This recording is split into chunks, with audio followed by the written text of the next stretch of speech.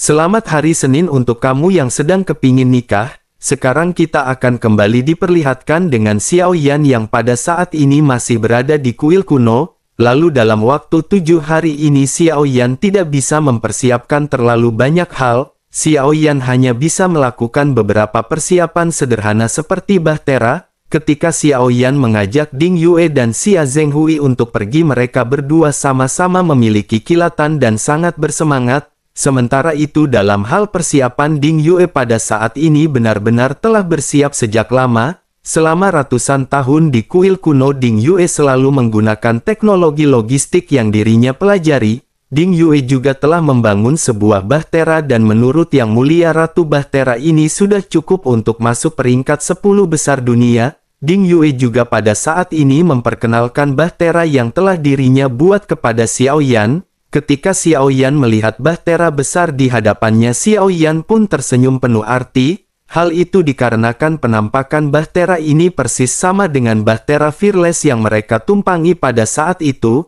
Sementara itu Ding Yue pada saat ini mulai menjelaskan dengan penuh percaya diri. Ding Yue berkata bahwa tidak ada batas kecepatan untuk bahtera ini selama ada cukup energi untuk mengisinya kembali, maka bahtera ini akan bisa melesat dengan cepat. Selain itu bahtera ini juga menggunakan bahan tulang punggung naga yang terbuat dari vibranium. Kemurnian dari barang ini juga sangat tinggi. Terlebih lagi dirinya juga menciptakan penutup pelindung aurora dan dengan begitu ketika bahtera ini melaju dengan kecepatan tinggi, lambung kapal dan apapun yang ada di dalamnya benar-benar tidak akan berguncang. Mereka dapat yakin akan stabilitas dari bahtera ini meskipun memiliki kecepatan yang sangat cepat. Xiao Yan pun menganggukkan kepalanya mendengar penjelasan dari Ding Yue. Xiao Yan pada saat ini sangat percaya mengenai teknologi stick dari Ding Yue. Xiao Yan pada akhirnya segera masuk ke dalam bahtera dan semakin merasakan niat baik dari Ding Yue. Semua yang berada di dalam bahtera ini benar-benar persis sama dengan apa yang dimiliki oleh bahtera Fearless sebelumnya. Bagaimanapun semua orang telah tinggal di Fearless selama ratusan tahun. Semua orang memiliki perasaan masing-masing terhadap bahtera Fearless. Hanya saja pada saat Xiao Yan menaiki kapal ini suasananya sudah tidak lagi sama.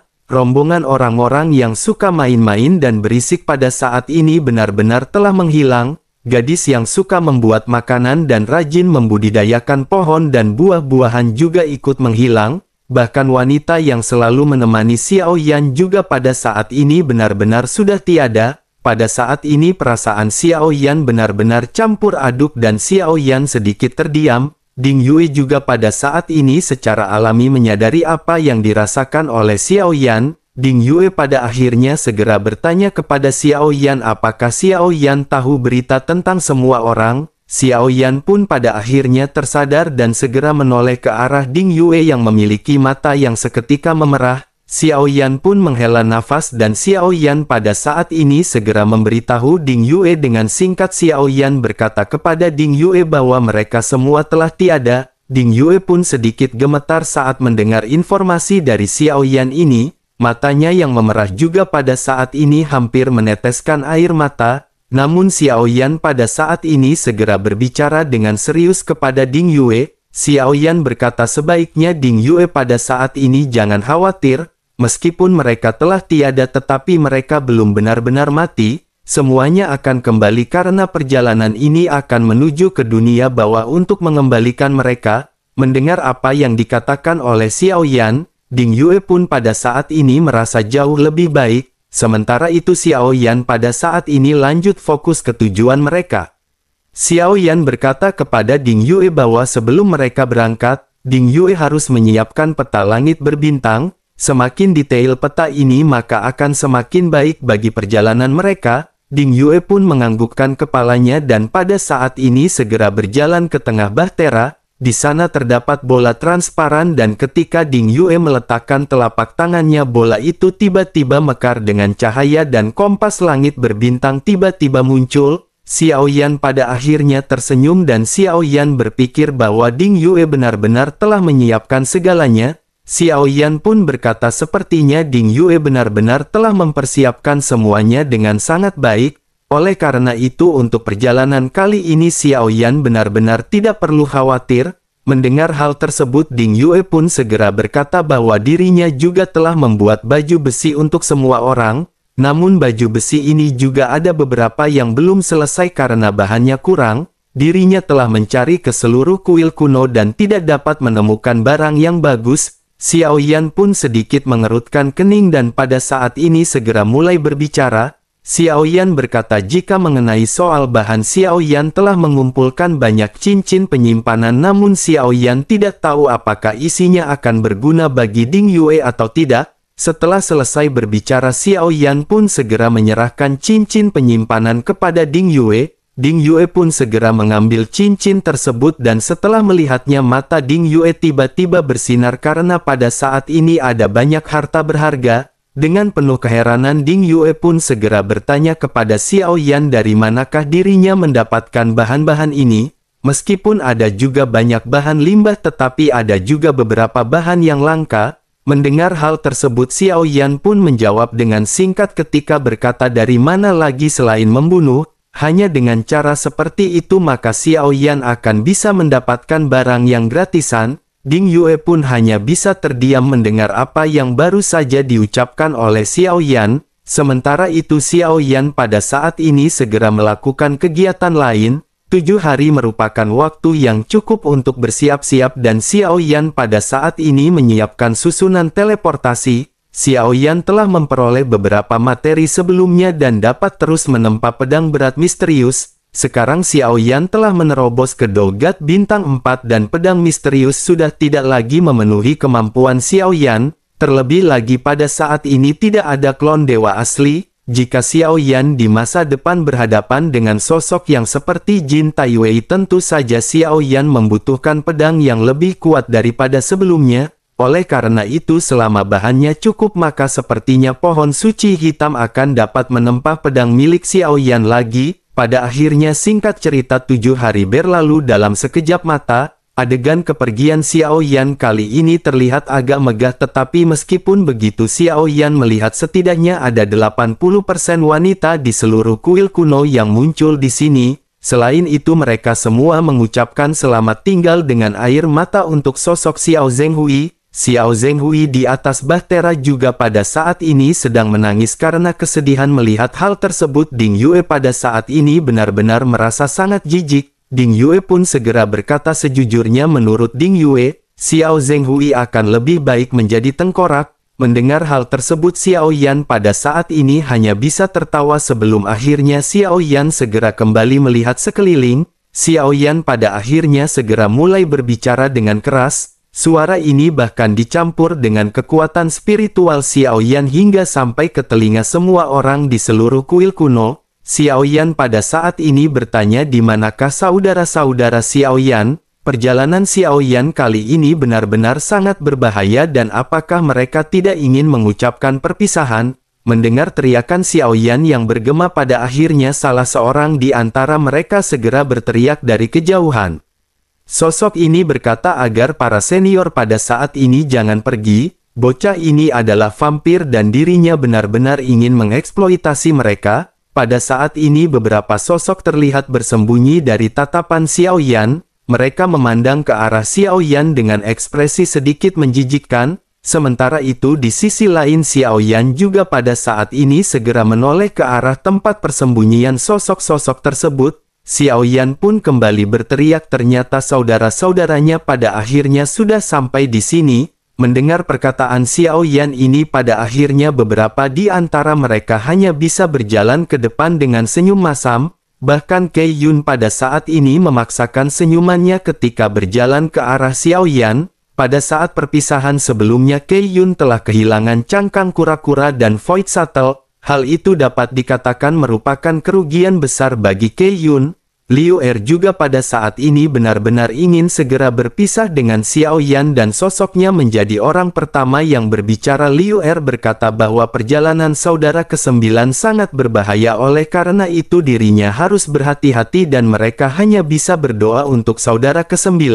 Xiao Yan pun sedikit tersenyum dan menangkupkan tangannya ke arah Liu Er yang terlihat tegang. Xiao Yan pada akhirnya lanjut berkata dengan serius bahwa Xiao Yan ingin berterima kasih atas perhatiannya.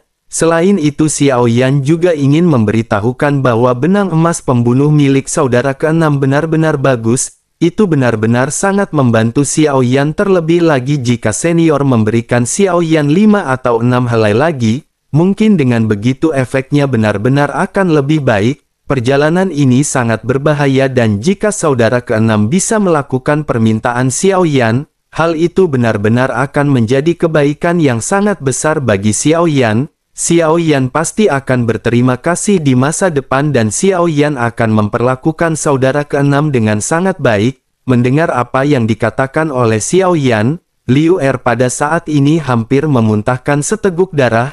Liu Er hanya bisa menggelengkan kepalanya karena mengingat mengenai benang emas ini. Proses produksi setiap helai benang emas ini sangatlah rumit, belum lagi bahannya bahkan waktunya juga membutuhkan hingga 100 tahun untuk diselesaikan. Xiao Yan pada saat ini benar-benar membuka mulutnya dan ingin mendapatkan 5 atau 6 helai. Jika begitu permasalahannya, bukankah Xiao Yan pada saat ini benar-benar ingin merampok Liu Er? Liu Er pada akhirnya tersenyum getir sebelum akhirnya berkata bahwa total kekayaan bersihnya hanya memiliki 12 helai. Begitu Liu Er mengatakan hal ini, Xiao Yan pun segera berkata bahwa saudara keenam jangan khawatir, Xiao Yan pasti akan mengembalikannya kepadanya ketika mereka kembali bertemu. Saudara keenam hanya meminjamkannya kepada Xiao Yan untuk waktu sebentar. Terlebih lagi, bukankah kuil kuno ini adalah tempat yang sangat aman? Bukankah tidak baik jika saudara keenam benar-benar pelit terhadap adik seperguruannya? Terlebih lagi saudara keenam juga tahu bahwa perjalanan Xiao Yan benar-benar perjalanan yang sangat berbahaya. Mendengar Xiao Yan yang mengatakan hal ini, Liu Er pada saat ini hanya bisa terdiam. Selain itu yang paling penting adalah mata semua orang pada saat ini tertuju pada Liu Er. Bahkan salah satu di antara 3 dewa pada saat ini mulai berbicara. Sosoknya berkata bahwa saudara ke-9 memang benar. Sebagai senior tertua ke-6 tugasnya adalah untuk membantu juniornya. Dengan begitu maka pada saat ini Liu Er benar-benar tidak boleh menolak permintaan Xiao Yan. Wajah Liu Er pada akhirnya tiba-tiba berubah menjadi pahit mendengar teguran dari salah seorang dari 3 dewa. Liu Er pada saat ini hanya bisa mengangguk sedikit dan Liu Er segera mulai berbicara kembali kepada Xiao Yan. Liu Er berkata bahwa saudara ke-9 juga tentu tahu sangat sulit untuk membuat benang emas pembunuh ini, bahan-bahannya juga sangat sulit ditemukan dan waktu pembentukannya sangat lama, oleh karena itu pada saat ini dirinya hanya bisa memberi paling banyak 2 helai lagi. Mendengar hal tersebut mata Xiao Yan pada saat ini berbinar dan Xiao Yan tidak lagi menawar. Xiao Yan hanya menangkupkan tangannya dan mengucapkan terima kasih sambil tersenyum. Xiao Yan pada akhirnya segera menerima 2 helai benang emas pembunuh dari Liu Er. Liu Er pada saat ini hanya bisa tersenyum pahit dan Liu Er segera menundukkan kepalanya. Sementara itu Xiao Yan pada saat ini tersenyum lebar sebelum akhirnya menoleh ke arah lain.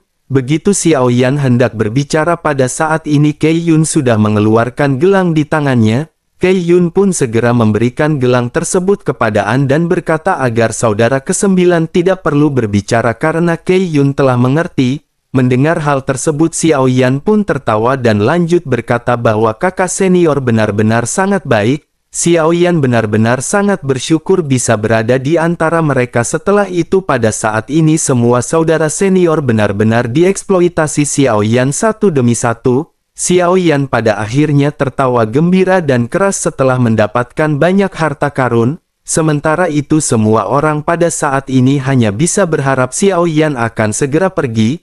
Pada akhirnya beberapa senior segera saling tuduh-menuduh untuk berbicara.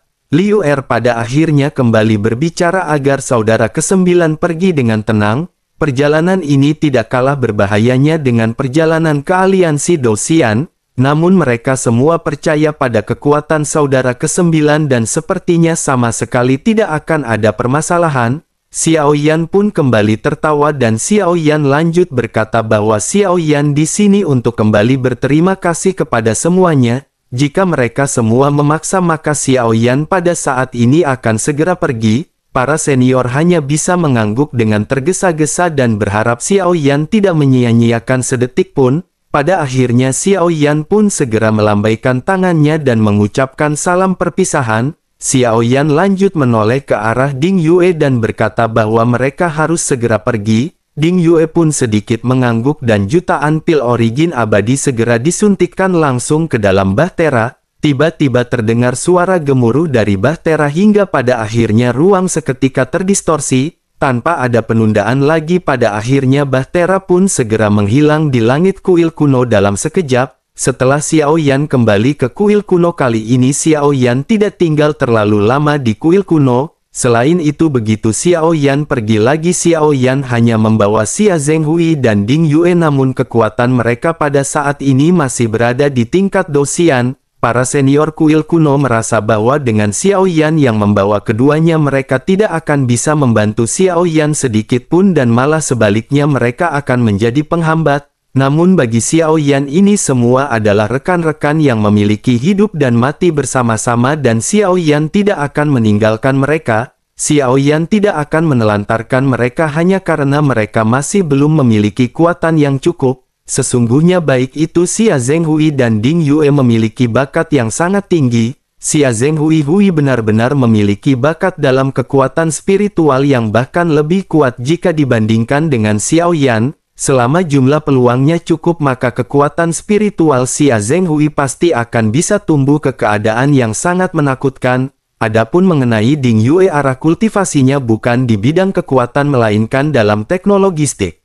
Xiao Yan juga pada saat ini telah mendapatkan tombak merah yang direbut dari Dong Chang dan itu adalah teknologistik kuno. Dengan keberadaan dari tombak tersebut maka dapat dilihat bahwa ratusan juta tahun yang lalu teknologistik bahkan benar-benar telah mencapai puncaknya. Dirinya pasti telah memiliki kekuasaan mutlak di seluruh dunia 3000 alam. Terlebih lagi Ding Yue juga benar-benar telah mendapatkan pemahaman zaman kuno dari teknologistik. Banyak senjata teknologistik yang kuat yang telah diciptakan oleh Ding Yue selama periode waktu ini. Selain itu di luaran juga banyak teknologistik kuno yang mungkin bisa menyaingi para dewa yang berbadan baja. Berbicara mengenai teknologistik ini Xiao Yan juga pernah diberitahu oleh Ding Yue mengenai suatu hal. Ketika Ding Yue membaca sangat banyak buku kuno Ding Yue pernah mendengar ada seorang yang membawa teknologistik mencapai puncaknya dirinya benar-benar telah menggunakan teknologistik untuk melawan makhluk yang berada di tingkat keabadian.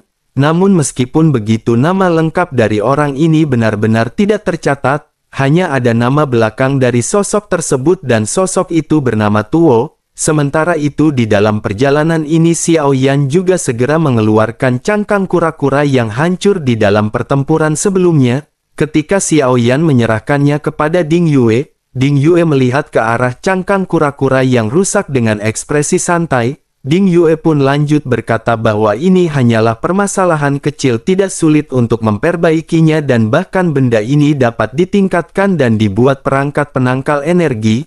Ketika menahan serangan energi akan bisa diserap sebelum akhirnya dapat diubah menjadi serangan ofensif. Mendengar apa yang dikatakan oleh Ding Yue pada saat ini Xiao Yan segera tersenyum bahagia. Xiao Yan lanjut berkata bahwa ini benar-benar sangat luar biasa. Ding Yue pun sedikit tersenyum sebelum akhirnya berkata perlahan kepada Xiao Yan. Ding Yue berkata bahwa ini masih bukan apa-apa. Saat Ding Yue mengumpulkan bahan dan membuat baju besi pembunuh dewa dan itu akan menjadi salah satu dari 10 produk teratas dalam teknologistik kuno. Ding Yue berpikir tidak ada baju besi pembunuh dewa yang utuh di tingkat armor di seluruh dunia. Mendengar apa yang dikatakan oleh Ding Yue, Xiao Yan pada saat ini bertanya dengan penuh minat. Xiao Yan bertanya bahan apakah yang dibutuhkan dan dapatkah ditemukan. Ding Yue pun berkata bahwa bahan yang dibutuhkan terlalu rumit namun meskipun begitu Tuan Muda Xiao Yan akan bisa mendapatkan bahan-bahan tersebut dari gadis-gadis yang dekat dengannya. Ding Yue pun segera melirik ke arah Xia Zhenghui yang pada saat ini terdiam.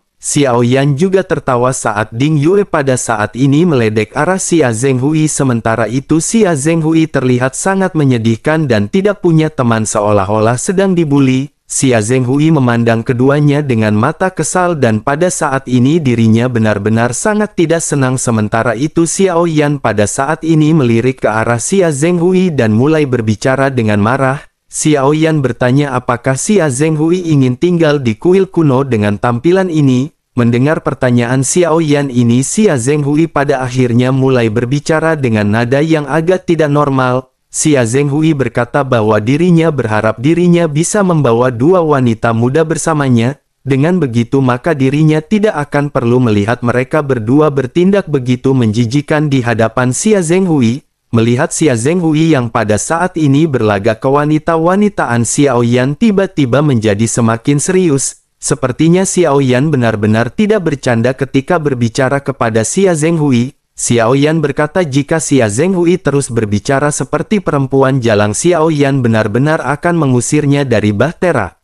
Xia Zhenghui bisa mencoba jika Xia Zhenghui pada saat ini benar-benar penasaran dengan apa yang dikatakan oleh Xiao Yan ini. Melihat Xiao Yan yang benar-benar marah dan tidak santai seperti dahulu, Xia Zhenghui pada saat ini hanya bisa tersenyum untuk meredakan rasa malunya. Xia Zhenghui segera berkata bahwa sebenarnya dirinya masih bisa normal, mungkin dirinya hanya perlu pulih setelah lama meninggalkan gadis-gadis tersebut. Mendengar apa yang dikatakan oleh Xia Zhenghui, Xiao Yan pada saat ini masih berbicara dengan serius. Xiao Yan berkata bahwa tidak banyak waktu tersisa untuk kenyamanan di dunia ini. Cepatlah berlatih karena Xiao Yan juga pada saat ini akan mengundurkan diri untuk beberapa waktu. Jika mereka berdua membutuhkan sesuatu maka mereka bisa memanggil Xiao Yan. Ding Yue secara alami mengangguk mendengar pengaturan yang dibuat oleh Xiao Yan. Ding Yue memang memiliki banyak pekerjaan di tangannya, ditambah lagi dengan cincin yang diberikan oleh Xiao Yan. Dengan begitu maka Ding Yue benar-benar akan bisa membuat banyak benda yang berharga.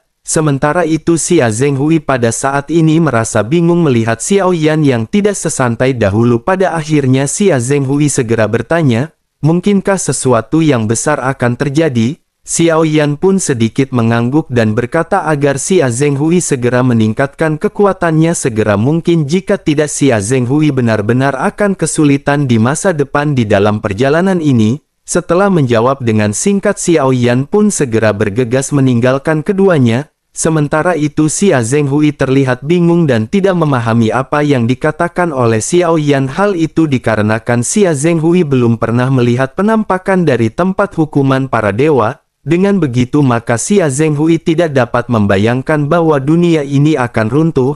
Namun seiring berjalannya waktu, pikiran Xia Zhenghui yang terburu nafsu pada akhirnya kembali menjadi tenang. Xia Zhenghui telah mengalami beberapa ilusi yang dirinya ciptakan sendiri dan jati diri dari Xia Zhenghui telah kembali. Sementara itu Bahtera pada saat ini benar-benar melesat di lautan kehampaan. Tempat yang dituju oleh Xiao Yan pada saat ini disebut dengan dunia 10.000 iblis. Itu adalah salah satu alam tingkat menengah terkuat dan ukurannya secara alami sangatlah besar. Selain itu sumber dayanya yang kuat juga benar-benar sangat menakjubkan. Selain itu yang paling terkenal di dunia 10.000 iblis adalah Istana 10.000 Iblis. Berbicara tentang Istana 10.000 Iblis ini, Xiao Yan memang tidak banyak berinteraksi dengan mereka. Namun meskipun begitu, Istana 10.000 Iblis ini juga pernah dikerjai oleh Xiao Yueli di turnamen bintang Hongmeng. Jika Xiao Yan pada saat ini ingin mencapai dunia 10.000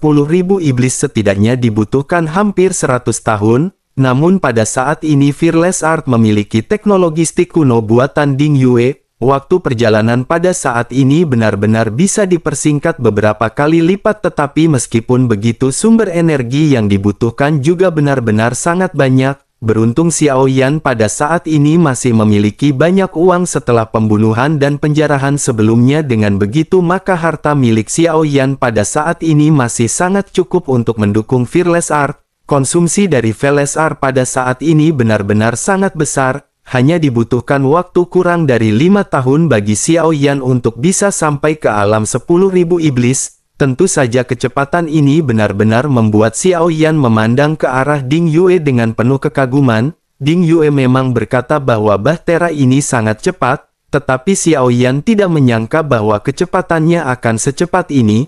Tidak ada Bahtera yang pada saat ini benar-benar bisa mengejar kecepatan dari milik Xiao Yan. Dengan begitu maka di dalam perjalanan tidak akan ada begal yang memberhentikan Bahtera Xiao Yan. Perjalanan kali ini benar-benar sangat lancar dan Xiao Yan benar-benar merasa senang.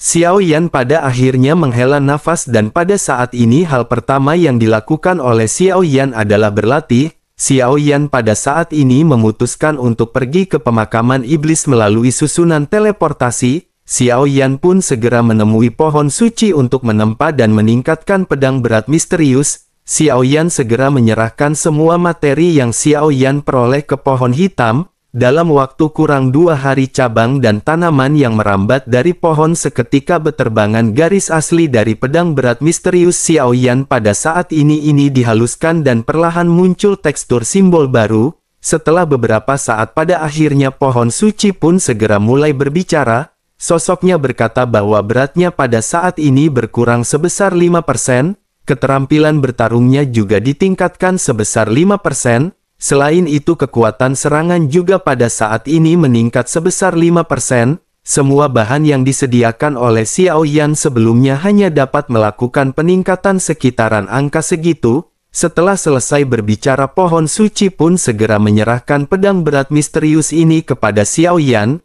Xiao Yan pada saat ini tidak memeriksanya setelah mengambil alih pedang berat misterius. Xiao Yan mempercayai kemampuan pohon suci dan Xiao Yan pada saat ini sangat senang.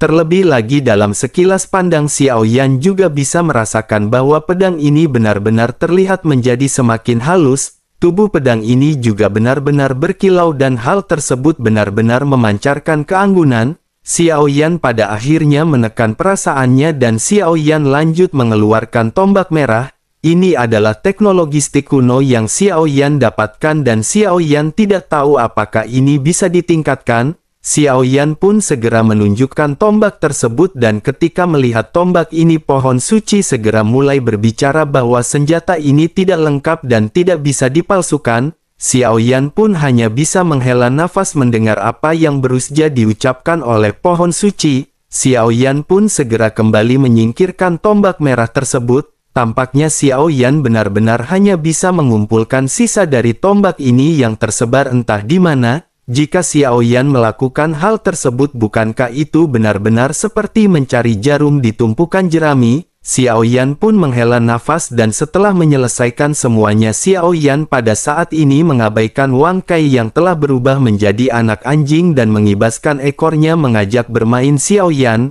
Terlebih lagi Long Yi juga pada saat ini telah mengikuti Xiao Yueli untuk berlatih, oleh karena itu tidak ada lagi alasan bagi Xiao Yan untuk tetap tinggal lebih lama setelah semuanya selesai. Xiao Yan pada akhirnya segera kembali ke Fearless Art melalui susunan teleportasi. Begitu Xiao Yan keluar Xiao Yan pada saat ini segera memasuki pagoda pemurnian. Xiao Yan pada saat ini memutuskan untuk mencari keterampilan bertarung demi mendukung pedang berat misteriusnya.